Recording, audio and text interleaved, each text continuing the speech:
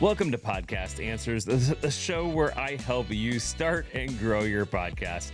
That's right, I help people start and grow their podcast, answering any podcasting questions along the way. Today, I am talking about just starting your podcast, just getting it out there, because you know what? If we have this fear, we're never going to do it. So that's right. Today, I've got a couple things going on. I am live streaming like I normally do. I stream to YouTube, to Facebook, and I also stream live on the new podcast apps. You can get a new podcast app at newpodcastapps.com.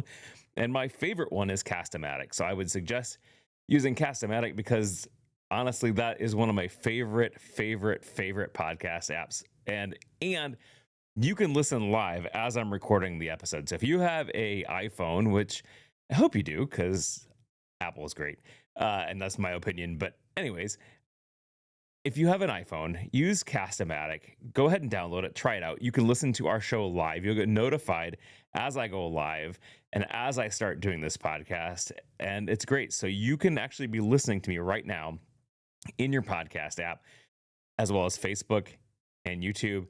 And this time I'm also doing something kind of fun. I'm doing what I'm calling backstage. I have a Zoom room going, and you can find that at podcastanswers.com/backstage.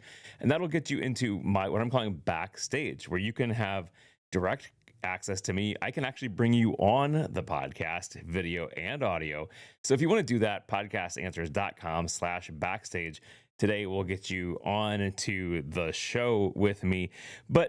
So what are we talking about today? I was chatting with somebody earlier this week, and I told them we were talking about just getting started. And they were talking a little bit about, hey, shout out to you, Kim.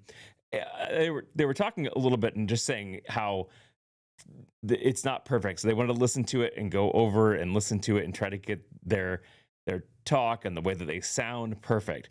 Well, for me, I was listening and she actually sounded perfect. She actually, the way she was talking, the tone was great. But I told her a little bit of information. I said, listen, Kim. Yes, again, shout out to you, Kim. I said, hey, your first episode is not going to be perfect. I have been podcasting since 2007. So I wanted to talk a little bit about my podcasting journey because I don't think I've actually even mentioned to you on this show what my podcasting journey was, how I got started in podcasting, and how far, where I've come. So I wanted to talk a little bit about that and just getting started. So for me, I was starting podcasting in 2007, and I was into this thing called geocaching, high-tech scavenger hunt. It's a great thing to do if you've never done it. But what it does is it allows you to go hide some things and people can find it with their GPS. What I did though is I was listening and I knew that there was one podcast about that already, and I was listening to that and I came across this thing called TalkShoe. Those of you who have been around a long time know about TalkShoe. You know about how it was. So essentially what it was is it was a conference bridge. So think of kind of like Zoom, but it was meant for before Zoom. You could call up and you could talk to people on the conference bridge. And what was cool about TalkShoe is they were starting to get into this podcasting business. They were starting to get into podcasting and all about it. And what they were doing is kind of cool. Is you could have essentially a call-in show. You could use TalkShoe to call in because you could record your podcast on it. But then you could have them dial this phone number and they could be on the show. So I decided I was going to start a podcast about geocaching, and I was going to have a call-in show because the other podcasts about geocaching that I knew weren't doing call-ins. They were just doing a recorded podcast. They were putting it out. I said, this is perfect. I'm going to do a call-in show, kind of like a radio show. And which is, again, why I'm doing this backstage thing right now. So you can join me if you want to, because I'm all about people joining. Now, I started doing that in my office at the time. I was in a help desk somewhere, and I said, hey, I'm going to record on my lunch period. And I did, and it sounded terrible. I had never really done anything like podcasting before, and I did some training as far as radio broadcasting goes, but I'd never really put it into use. And so I was I had some training, but I had never really done it live on air, except for to the parking lot of the school where I did the broadcast training at. And so what what that did for me is it sounded terrible for one, but it got me going. So my first episode, it sounded like this. Thank you for talking about the geocaching.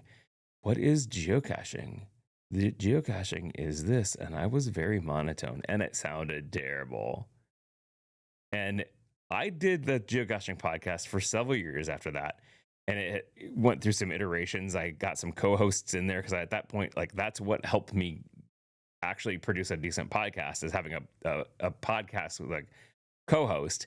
Since then, I've done lots of podcasts with co-hosts, but I've also went ahead and done podcasts without co-hosts. This podcast that we're listening or watching right now is one that I don't have a co-host on. And so what I realized though is this during this whole process was your first episode is gonna sound not great.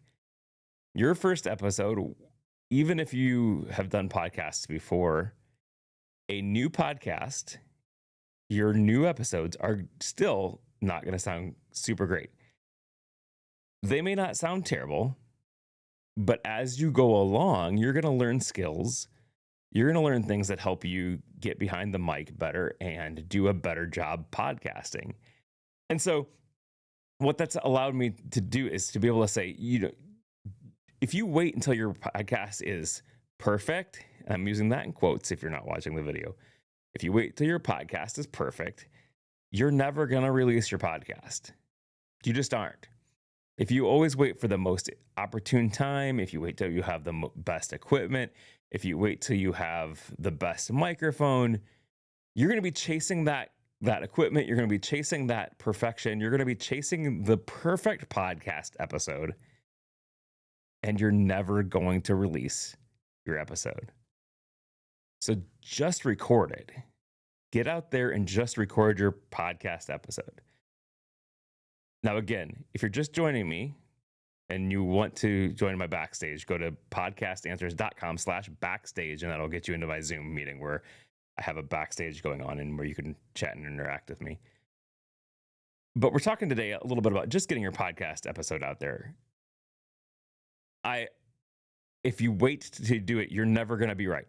So what I would recommend doing is I would recommend listening to it, create your first episode, listen to it first, get it going, listen to it, see how it sounds.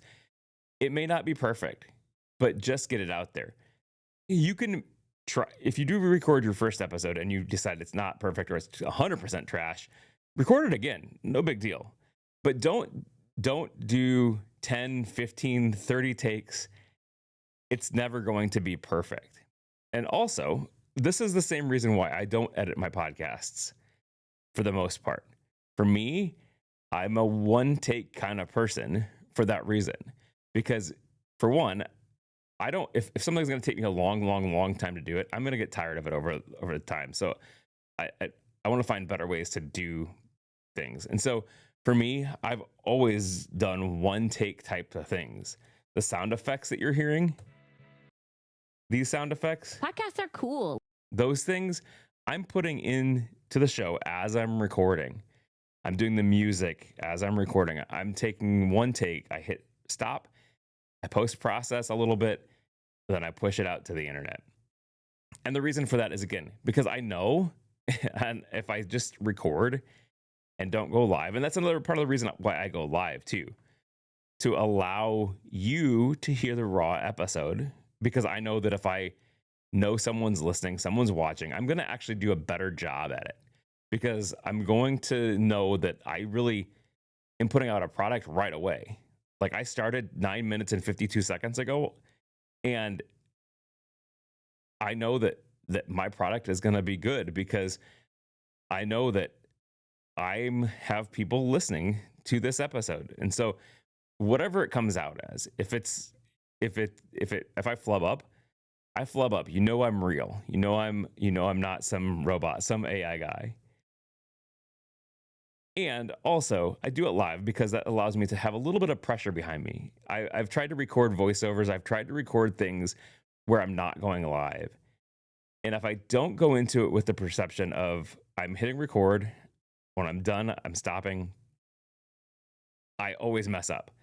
I say something wrong. I trip over my words. I restart and I do like 50 takes, and that gets really annoying. So for me, I'm a one take type of person. I leave my podcast recorder started and I record all of the things as I'm doing it. And then I'm done and I post process just a little bit and post it.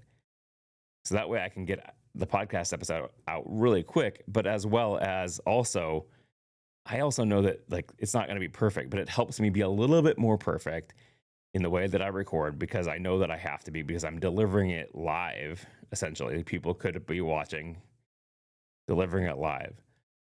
So with that said, record your first episode, get it out there. It's not going to be perfect, and that's okay. You're going to get better as you go along. You're going to get better as you have 10 episodes under your belt, 20 episodes, 200 episodes, 2,000 episodes.